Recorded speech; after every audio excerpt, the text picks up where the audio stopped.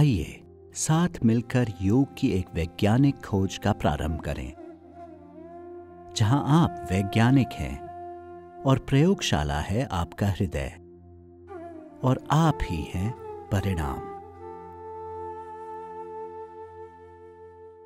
नमस्कार, दाजी के साथ ध्यान कार्यक्रम में आपका स्वागत है। इस हफ्ते फिर से दाजी कुछ प्रश्नों का जवाब देंगे।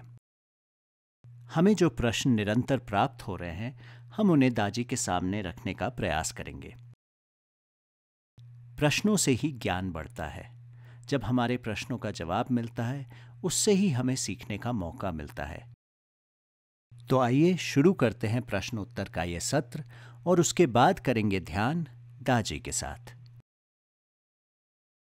दाजी, मानव जीवन का क्या उद्देश्य होना चाहिए और मानव जीवन कैसा होना चाहिए? सहज मार्ग में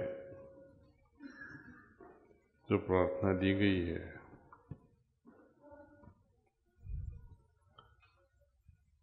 अपने स्रोत से वो डिसेंड हुई थी बाबूजी महाराज के मनस में।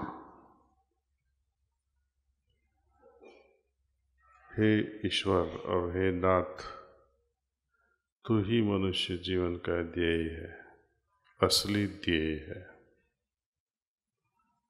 तो ये तो बड़ी साफ बात है। ईश्वर ही हमारी जिंदगी का असली ध्येय होना चाहिए। वैसे तो बहुत ध्येय होते हैं अपनी जिंदगी में, छोटे मोटे बहुत होते हैं। जीवन उसको कहते हैं जो जिनका जीवन ईश्वर के अगल बगल घूमता है, ईश्वर में घूमता है, ईश्वर सेंट्रिक। अभी जो हम जी रहे हैं आई सेंट्रिक है, मैं, मेरा। जो थोड़ा आगे बढ़ता है वो हमारा, हम सबका, इसके बारे में सोचते हैं। मैं से वो ग्रेजुएट होके हमारे में आ जाते हैं, from I to we, from. तो दिस इज ए ट्रांजिशन। कैसे जीवन हमारा बढ़ता जाता है ऐसे। और बाद में जो हमारा जो जीवन है, तो मैं और हम के बीच में घूमता रहता है, वो बदल जाता है। ईश्वर हमारे सेंटर में आ जाते हैं, हमारे केंद्र में हो जाते हैं बाद में, और हम उसकी परिधि पे हो जाते हैं, सरकमफ्रेंस पे हो जाते हैं।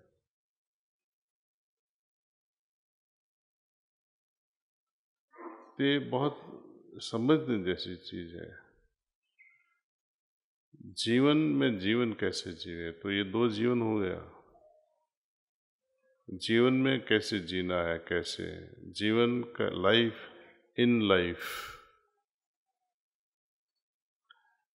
The fragrance of spiritual life should be the center. Periphery पे जो काम करना है करते रहेंगे, नौकरी करना है, बिजनेस करना है, जो और नहीं भी करना है कुछ भी, उनके लिए भी लागू है ये।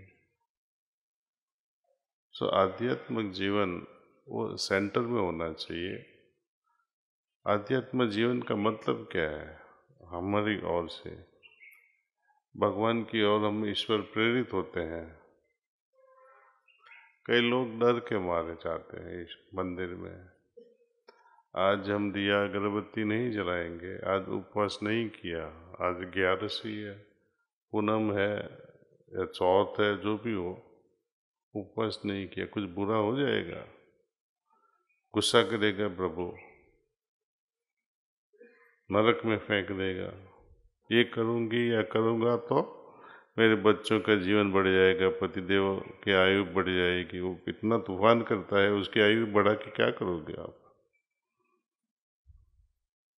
है ना? आप सबके पति ऐसे है ना कि उसके लिए प्रार्थना करनी चाहिए कि आपकी बड़ी लंबू आयु हो। मैं ऐसा नहीं कहता उनको मार डाले। सब स्वार्थी, धार्मिक आध्यात्मिक सब स्वार्थ के लिए करते हैं लोग। कामुक होके जिंदगी जाती है। बहुत कम लोग होते हैं जो प्रेममयी होके जीते हैं। वही ऊर्जा है, कामुक ऊर्जा और प्रेममयी ऊर्जा तो वही सेम है। और जो आगे बढ़ जाता है, ईश्वरमयी हो जाता है, उसको सही में भक्त कहते हैं, उनको भक्ति कहते हैं। ये तो हमें करके देखना है, ऐसे पढ़ के कुछ नहीं होएगा, करके दिखना है अपने खुद जीवन में कि how ordinary passionate love can be transformed into tender, genuine love at a human level, and finally, how it can be transformed into divine love, angelic love. दाजी, मुझे ध्यान में कुछ आभास नहीं हो रहा है, क्या करना चाहिए मुझे? यहाँ आए हो तो और एक दो सीटिंग ले लीजिए कोई प्रिसेप्टर के पास से, तो उससे अनुभव बदल जाएगा। और जब आप वापस जाते हो मध्य प्रदेश में, तो आपके केंद्र में कोई भी प्रिसेप्टर हो, उनसे मुलाकात हो जाए और उनसे 1-to-1 सेशन करवाइए, तो उससे ज़रूर फर्क पड़ेगा। हफ्ते में 1-2 बार आप करोगे तो आपकी साधना बहुत सरल हो जाएगी। दाजी, मैं जानता हूं कि मुझे अगले 12 घंटे में क्या काम करना है। फिर भी जब वो काम करता हूं तो मुझे टेंशन हो जाती है, तनाव हो जाता है, और जैसे ही समय बढ़ता रहता है ये टेंशन बढ़ती रहती है। तो मैं इसका क्या करूं? काम शुरू कर दो, तनाव चला जाएगा। जब भी मुझे सुबह तैयार होकर यहाँ आना पड़ता है, बड़ा तनाव रहता है। बैठना है हजारों लोगों के सामने, बात भी करनी है, कुछ गलत न हो जाए, कुछ ना समझी वो बात कर लूँ तो उनको अपने संस्था की बदनामी होगी। वो भी तनाव तो रहता है, सबको होता है। वो अच्छा भी है। बड़े कॉन्फिडेंस में आके जो भी आया कर लिया तो काम बिगड़ जाएगा से। बच्चों की बात करता हूँ मैं। अभी कई समय पहले एक यूनिवर्सिटी में गया था, तो एक पीएचडी मैडम थी, वो बोली हमारे बच्चों को टेंशन बहुत रहता है एग्ज़ाम के टाइम पे। मैंने बोला तो होने दो, ज़्यादा होने दो टेंशन। अरे आप ऐसी कैसी बात करते हैं, आप ध्यान सिखाते हैं, टेंशन तो कम होना चाहिए। हमने बोला ध्यान से तो टेंशन कम हो सकता है, लेकिन वो बेवकूफ़ पढ़ेगा नहीं तो थोड़ा टेंशन तो होना चाहिए सी, नहीं तो बच्चे पढ़ेंगे नहीं।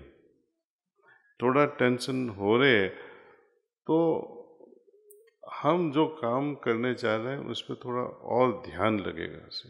बट इतना ध्यान टेंशन नहीं होना कि हम गिर जा रहे हैं, मिट जा रहे हैं उससे, वो भी नहीं होना चाहिए।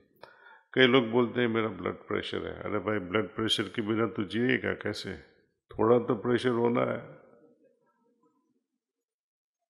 बहुत हाई नहीं होना है ऐसे।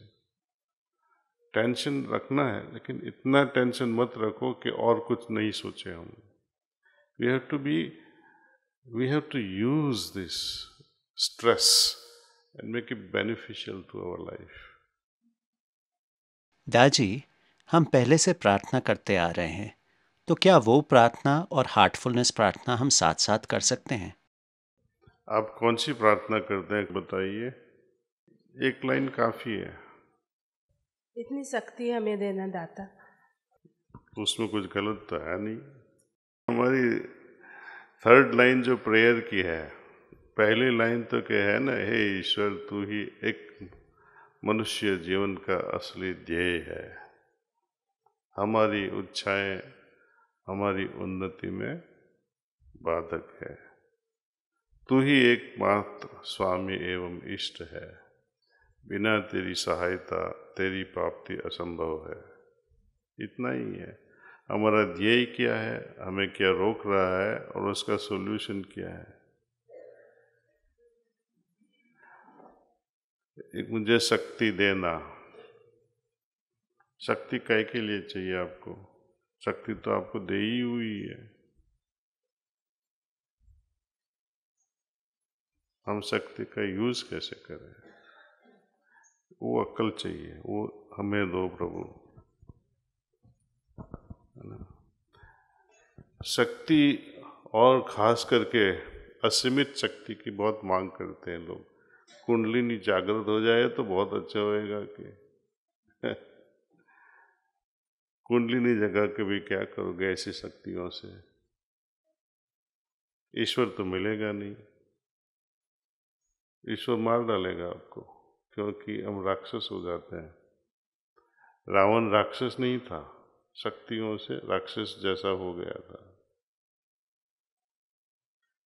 उनकी भी कुंडलिनी जागृत थी, श्री रामचंद्र जी की भी कुंडलिनी जागृत थी। दोनों में फर्क क्या रहा? तो शक्ति तो अपार देते हैं, शक्ति के बिना हम बोल भी नहीं सकते हैं। सद्बुद्धि दो, सही सोच, पक्का समझ और प्रामाणिक जीवन का अप्रोच होना चाहिए। Right, correct thinking, right understanding and honest approach to life.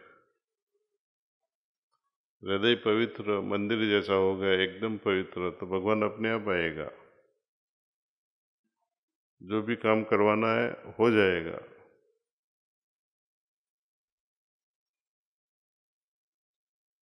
मांगना नहीं है कुछ भी, भिख मंगे नहीं होना है। आप पिता होएंगे या हो, माता हो, बच्चा, प्रभु मेरे पिताजी मुझे ये दो, मुझे वो, आप क्या करोगे? उसको एक झापट लगाओगे ना, क्या बात कर रहा है तू।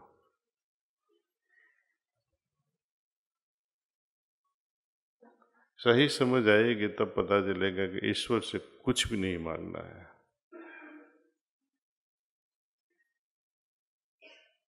भिख मंगे कब तक रहेंगे? सब कुछ दिया हुआ है, वो खुद अंदर बैठे हुए हमको जान दे रहे हैं, जिला रहे हैं, अंतर्यामी हो के अंदर बैठे हैं, तो अभी मांगना क्या है? खुद को दिया है और क्या लेना है? ये मजाक हो जाता है बाद में से। एक समय ऐसा भी आता है,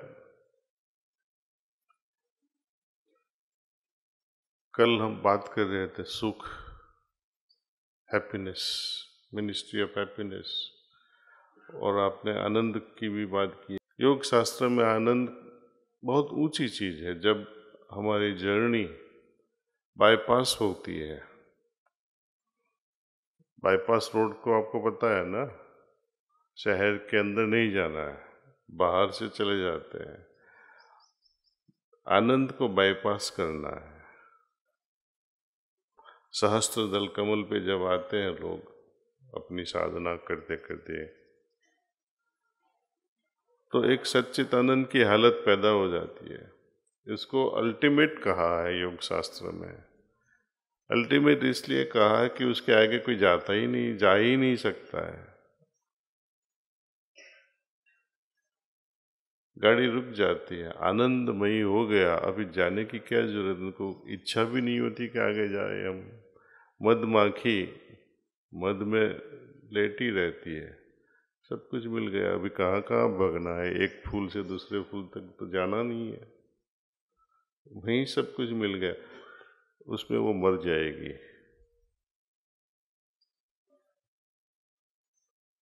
उसको भी त्यागना है, आनंद के भी आगे जाना है। ऐसे सच्चा जो संन्यास कहते हैं या रिनंसिएशन कहते हैं, वो यही है। दुख को तो सब छोड़ना चाहते हैं, उसे छुट्टी भी जल्दी मिल जाती है क्योंकि हमारा मन उसमें नहीं लगता है। लेकिन जब आनंद आता है तो उसमें मन बहुत लोभित हो जा रहा, और आनंद आए और आनंद आए। उससे भी परे होना है, ऐसे आनंद से परे। आनंद से परे क्या होएगा? भव्य शून्यता।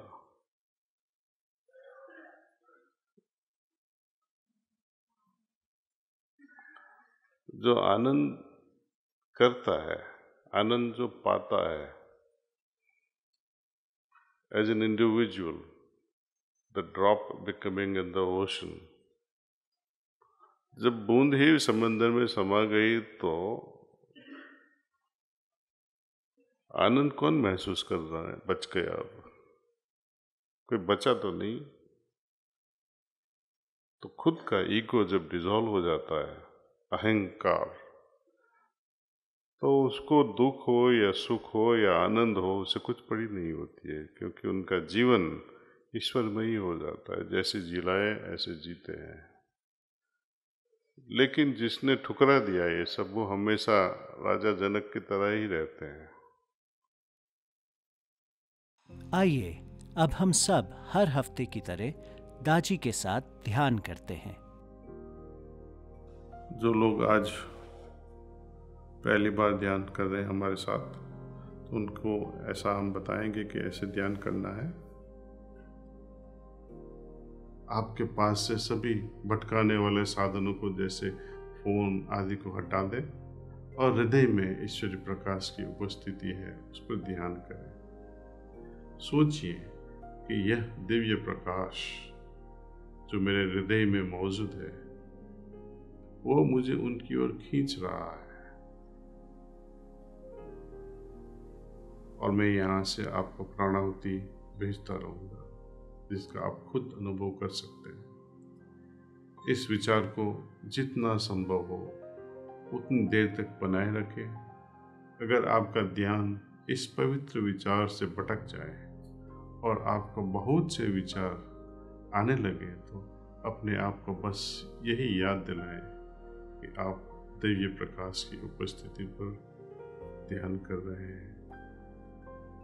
सो लेट्स हम सब साथ में ध्यान करें। Please start meditation.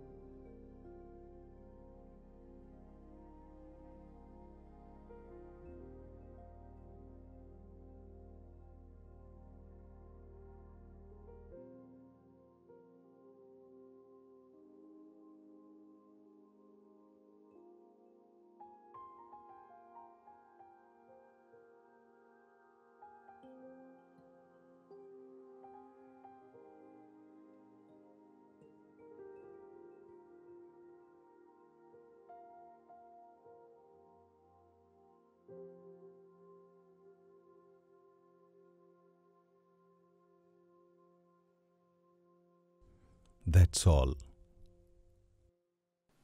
अब अपनी आंखें बंद रखते हुए धीरे धीरे ध्यान की स्थिति से बाहर आएं। कृपया नोट कर लें आपको कैसा लगा। हम अपने ऑब्जर्वेशन लिख लेते हैं।